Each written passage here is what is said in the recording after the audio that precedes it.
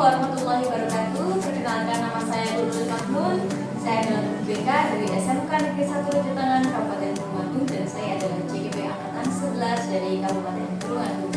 Kali ini kami akan mempraktikkan proses coaching, di mana nanti saya akan berperan sebagai supervisor atau observer dan teman-teman saya nanti akan berperan sebagai coach dan juga coaches.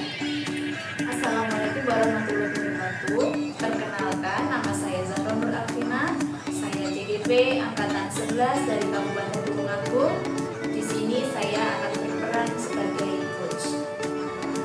Assalamualaikum warahmatullahi wabarakatuh. Perkenalkan, nama saya Eva Rusdiana Dewi. Saya adalah guru kelas 2 SDN Bromta. Saya adalah CGP angkatan 11 Kabupaten Tulungagung. Dan di sini saya akan berperan sebagai coach. Terima kasih atas perkenalannya. Setelah ini akan kami tampilkan proses coaching di mana saya akan melakukan pra observasi, kemudian dilanjutkan dengan proses coaching, dan selamat menyaksikan semuanya. Semoga bermanfaat. Setelah ini kami akan melaksanakan pra observasi di mana saya sebagai observer akan memberikan beberapa pertanyaan kepada coach yang akan melaksanakan coaching. Oke, Bu Zahro, kira-kira ini apa yang nantinya akan digunakan dalam proses coaching hari ini? Yang ingin saya kembangkan adalah kemampuan saya dalam menyimak atau mendengarkan dari pihak coaching supaya nantinya saya bisa membimbing coaching untuk menemukan solusinya sendiri. Dan kira-kira harapan apa yang akan Ibu harapkan itu ketika setelah melakukan pelaksanaan coaching? Tentu saja harapan saya ingin kemampuan saya untuk menjadi coach itu semakin meningkat dan tentunya sesuai dengan alurnya. Oke, mudah-mudahan nanti prosesnya bisa berjalan dengan harapan ya. Amin amin ya rabbal alamin. Kemudian setelah ini kami akan melaksanakan proses coaching. Assalamualaikum Ibu Eva. Waalaikumsalam, Ibu Zahro. Bagaimana kabar Ibu Eva hari ini? Alhamdulillah, kabar saya baik. Dengan Zahro, kabarnya hari ini? Alhamdulillah saya juga baik sekali Bu Eva. Oh iya Bu Eva, terkait janji temu kita kemarin sepertinya ada yang ingin disampaikan oleh Ibu Eva. Iya Bu, saya ingin curhat Bu, curhat sedikit. Saya sekarang kan lagi punya permasalahan, di mana saya itu sekarang lagi bingung Bu, mau manajemen waktu saya. Saya itu merasa sampai kewalahan dengan kegiatan saya sehari-hari. Jadi Ibu Eva ini mengalami permasalahan terkait manajemen waktu ya. Terus kemudian kira-kira ketika Ibu ingin melakukan coaching dengan saya hari ini, Ibu, apa tujuan Ibu? Tujuan saya melakukan coaching hari ini, saya ingin menemukan solusi dari permasalahan saya. Oh iya, jadi Ibu Eva ini ingin menemukan solusi dari permasalahan manajemen waktu itu tadi ya. Kira-kira apakah bagaimana ukuran keberhasilan dari coaching kali ini Bu? Kira-kira nanti jika itu sudah menemukan solusi, kira-kira solusinya itu seperti apa nih? Saya ingin kegiatan saya itu tidak berantakan. Saya itu karena saya itu bingung. Kalau pagi itu saya kan mengajar, kemudian selain mengajar itu saya kan punya tugas tambahan sebagai operator. Terkadang itu ada operator itu ada tugas mendadak. Jadi kegiatan yang yang membutuhkan waktu yang lama, yang sangat prosesnya lama dan penting itu tertunda gara-gara itu tadi ada tugas yang mendadak itu. Oh iya, memang kalau saya lihat itu operator memang banyak sekali tugasnya ya, dan itu pun juga sering sekitar 24 jam itu pasti ada aja yang harus dikumpulkan gitu Eva. Oke, sekarang kita kita akan masuk tahap identifikasi. Kira-kira kesulitan apa sih yang Ibu Eva alami ketika mencoba untuk membagi waktu itu tadi, baik sebagai guru maupun sebagai orang tua? Kesulitan saya itu dulu ya Bu, saya itu juga sekarang setelah menjalani proses BPG, kemudian saya juga sekarang itu melaksanakan sebagai CGP, calon guru pemuda. Jadi itu mengakibatkan tugas-tugas saya sebagai CGP itu telat-telat seperti itu Bu, sampai saya itu sering ditegur oleh ibu fasilitator saya setiap ada kegiatan. Jadi Ibu Eva ini di samping sebagai operator, kemudian tentunya sebagai guru yang harus melayani murid, ternyata Ibu juga mengikuti program guru penggerak dan bahkan terpanggil BPG ya Bu. Jadi kesulitannya itu mengatur waktu itu tadi ya Bu ya. Oke, kira-kira bagaimana perasaan Ibu bisa mencoba jadi sulit itu? Jadi sulit itu karena kalau tugas saya itu tidak saya kerjakan dengan tertib, disiplin, teratur, itu menjadi menumpuk-numpuk, jadi saya itu menjadi kabut, menjadi kewalahan sendiri. Jadi saya ingin bisa memanage waktu saya. Ya, jadi nanti kita coba menemukan solusinya bersama-sama Ibu. Kira-kira rencana Ibu Eva ini apa? Kira-kira rencana aksi dari Ibu Eva untuk mulai memanage waktu? Saat ini yang saya pikirkan mungkin saya akan memulainya dengan memprioritaskan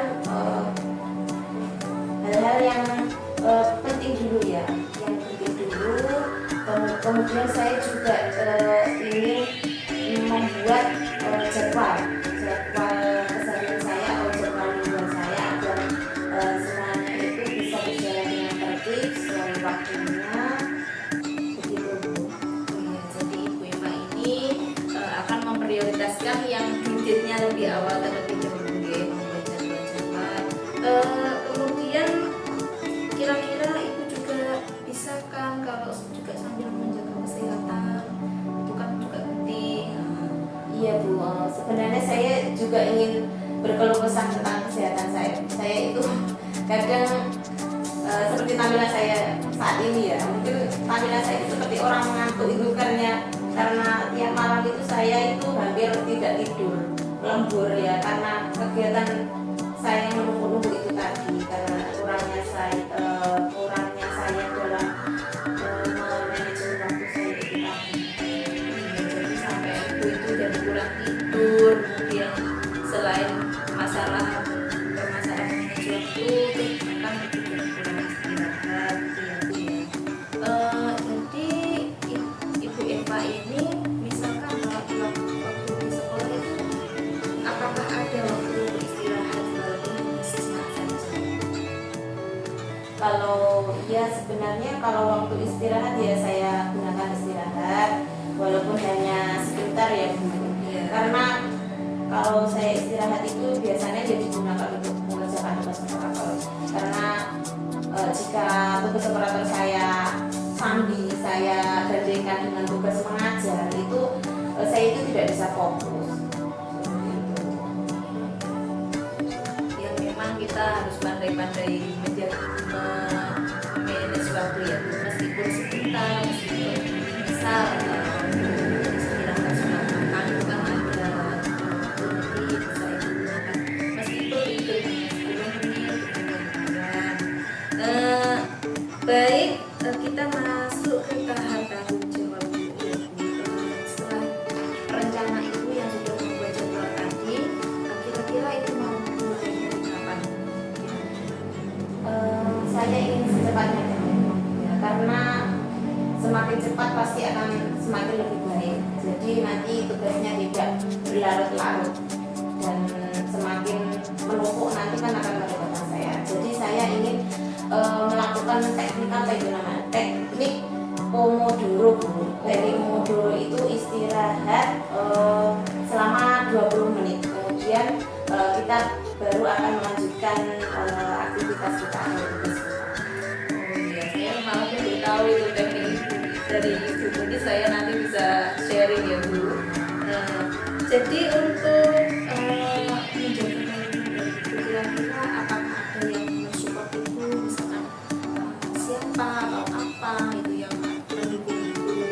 Saya akan meminta bantuan rekan sejawat saya.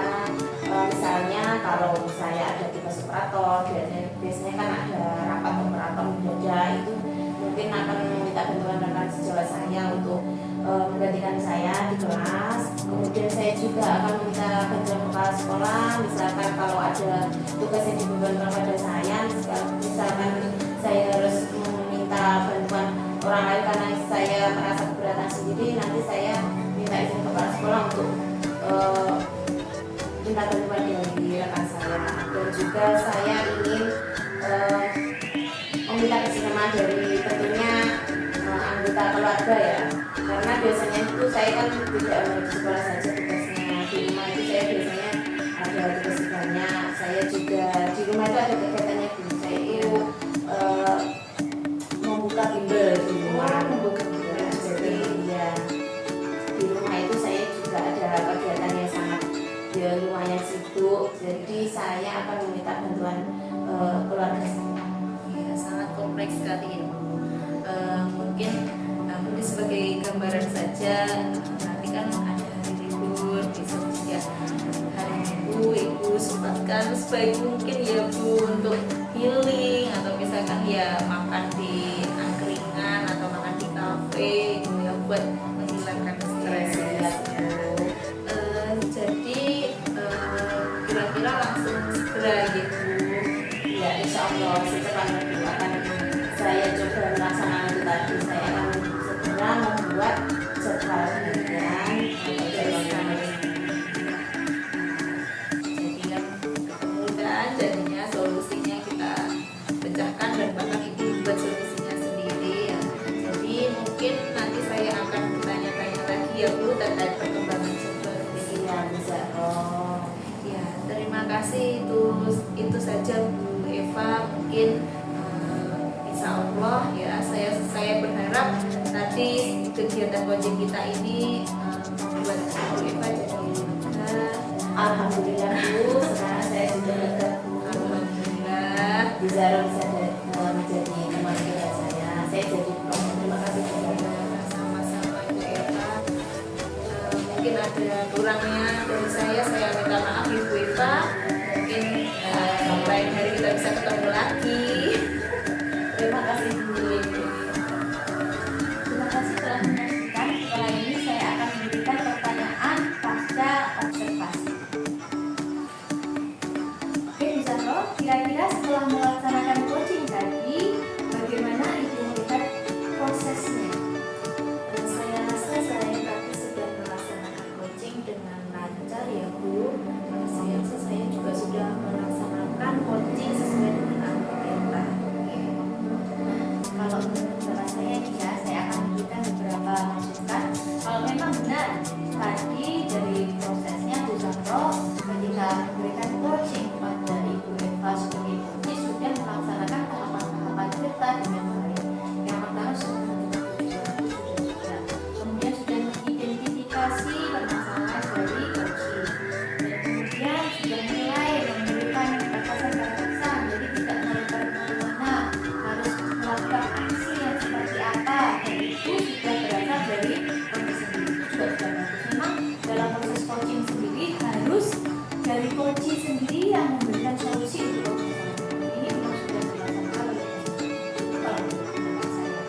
Nah, untuk apa itu sedikit masukan untuk Bu Sandro, mungkin pada saat coaching lebih fokus lagi. Jadi terkadang coaching kita itu tidak mampu mengungkapkan pendapat. Akan lebih mudahnya jika kita sebagai seorang coach itu sudah memiliki beberapa pertanyaan-pertanyaan yang bisa memunculkan jawaban-jawaban untuk menggali lebih dalam tentang permasalahan. Begitu dari saya. Terima kasih sarannya Ibu Lukil. Saya rasa